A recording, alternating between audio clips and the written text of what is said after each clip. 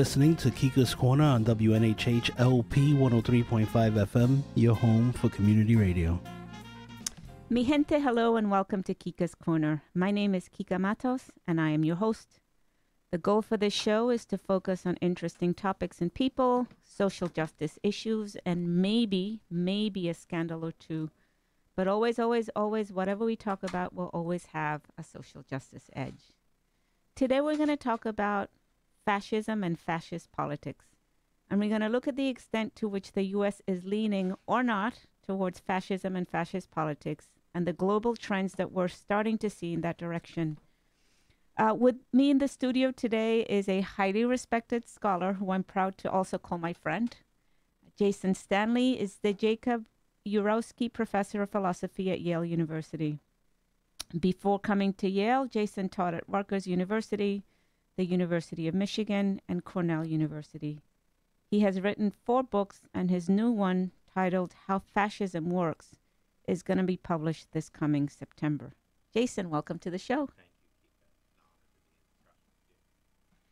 Before we start talking about your book and the political dynamics in the U.S., I want to talk a little bit about your background, including your amazing grandmother, Ilse Stanley. Your family story is part of the reason you've chosen to write about fascist politics, right? So tell us about your family and how your parents and grandparents came to the United States. So my grandparents are both refugees.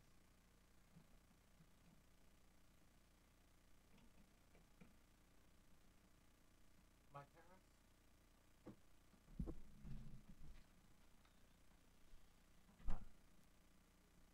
My parents are both refugees from Hitler. My father is German Jewish, and he grew up in Berlin. My father grew up in Berlin. I was born in 1932, and came to the United States in August 1939 with my grandmother Ilse Stanley. My mother survived the war in a Siberian Polish Jewish and survived the war in a Siberian labor camp. All 15 of her aunts and uncles and all of their children were killed by the Wehrmacht in the first few months of Hitler's invasion of eastern Poland. So both of my parents sailed in boats by the Statue of Liberty into New York Harbor as refugees. So the current moment is very personal for me. And you came through, well, not you, but your family came through Ellis Island, is that right? No, I think Ellis Island after the 1924 Immigration Act was less of a port for immigrants. Both my parents were sponsored had the incredible, unique fortune, as all survivors do, to have these crazy stories where someone sponsored them from the United States with a lot of cash, which was what was required at the time. My mother's family, my mother's family was my mother was repatriated along with her parents, who were split up into different labor camps, and she met her father on the Trans-Siberian Railroad coming back from the labor camp.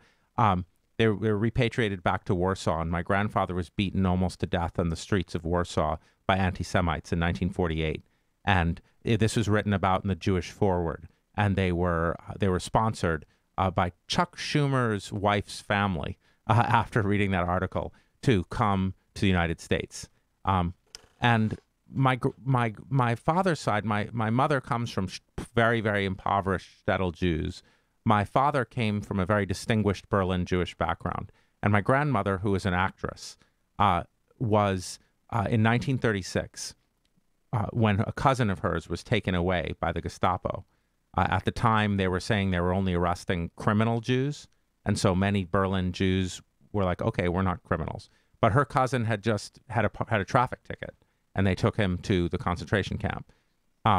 So she went in, and so she went into the Gestapo Leitstelle, which was suicidal, and she just happened to run into a friend of hers who she used to employ in her theater, who was a Gestapo officer. And he told her what was going on, which was kept secret from everyone, and gave her... And what was going on? What was going on is they were removing what they said were criminal Jews into detention centers. and nobody knew what was happening in these detention centers. And one of them was Sachsenhausen, the experimental concentration camp, which at that time, of course, was not a death camp. It was a detention center and labor camp. And they said to people, we're just coming and removing immigrant criminal Jews. And there was a special force. So it wasn't the police that were doing this. The police were at the time in Germany on the side of the good. You would try to, if the Gestapo were were after you, you would try to like hide among the police, and they would sometimes shelter you. The local police were not always on the so there was this government force, the Gestapo, and this government force was allowed special access to arrest people anywhere. And so there was a tension between this special government force that hunted criminal Jews and communists and enemies of the state and took them away to detention camps, and the police. And so she just happened to know this Gestapo officer, and at the time they wanted to keep it quiet what was happening behind the walls of the detention center, the concentration camps. But at the time, it was still the case that Germans, non-Jewish Germans, had friends who were Jewish, and so even many Nazis had friends who were Jewish, like my grandmother's friend. Mm-hmm. And so there was a way to get people out. You had to send someone into the camp to get with a signed pass. So he gave her a uniform of a Nazi social worker and use of a Gestapo command car. And she enlisted a communist friend of hers as her chauffeur. And they drove into Sachsenhausen and took her cousin out. And then after she did that once, she realized she couldn't stop. She had to do it again. And eventually the guards at Sachsenhausen began to recognize her as the person who would be sent with these papers. And so she went and she secured the release of over 400 people. And she wrote a book about it. She wrote a book in 1957. She published a book called The Unforgotten, which is a very useful book for reading now because the chapters tell you about the 1930s, which bear a kind of resemblance to what was happening now. They're just targeting the criminal Jews. They're just targeting the criminals. Sounds eerily familiar with our immigration policies. So let's pivot a little bit and talk about your latest book, which is titled How Fascism Works, The Politics of Us and Them. First of all, what exactly is fascism? Well, in my book, I try to focus on fascist politics rather than fascist government, because I think that countries that describe themselves as fascist differ very widely amongst themselves as to what happens. For instance, in Italy, you don't have genocide happening. So people are like, oh, well, we can't be facing fascism now because genocide isn't happening. Well, first of all, it's a little bit early to be relaxing. Secondly, not all fascist governments end up with that sort of horrific atrocity. But I would say, all fascist movements are based on hyper-nationalism. The nationalism can be racially based, ethnically based, religiously based, but they're all hyper-nationalist, they're all patriarchal, they're all anti-gay. And so I give in my book 10 characteristics of a kind of what I call fascist politics. Walk us through those 10, what you call 10 pillars in your book. Yes. So fascism always promises to return us to a mythic past.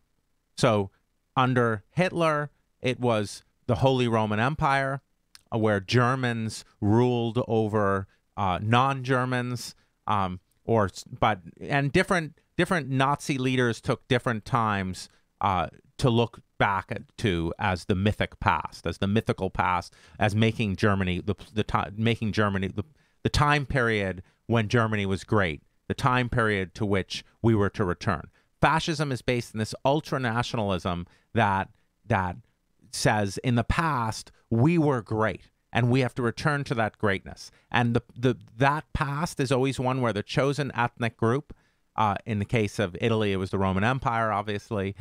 In the case of Germany, it was various times, but the Holy Roman Empire, when Germans reigned supreme, then supposedly.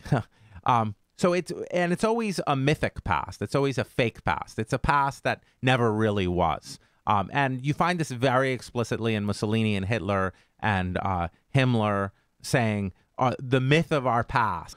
All fascist politicians run anti-corruption campaigns. I mean, if you think about, so the Nazis ran anti-corruption campaigns, even though the Nazis were among the most corrupt regimes in history who stole. Our mythic past is the myth of our greatness. Okay. And so making the country great again. Secondly, propaganda. All politics to some extent involves propaganda, but there's a certain kind of propaganda that is constitutive of all the Jewish money and property. Putin runs an constantly anti-corruption. Law and Justice Party in Poland, anti-corruption. Orban, the idea is democracy is what is corrupt. And we're going to, and you have to ask, what does corruption mean there? When the president called Hillary Clinton crooked Hillary, how possibly could Donald Trump run an anti-corruption campaign against Hillary Clinton? I mean, it's shocking how whatever Hillary Clinton did, it's nothing even in the level of what Trump did. So you have this reversal. Timothy Snyder has written about how Putin, who's deeply influenced by the fascist philosopher Ivan Ilyin, constantly calls the European Union fascist. So fascism, so propaganda, you have terms turned in on themselves. And the mythic past, I should say, is always and patriarchy and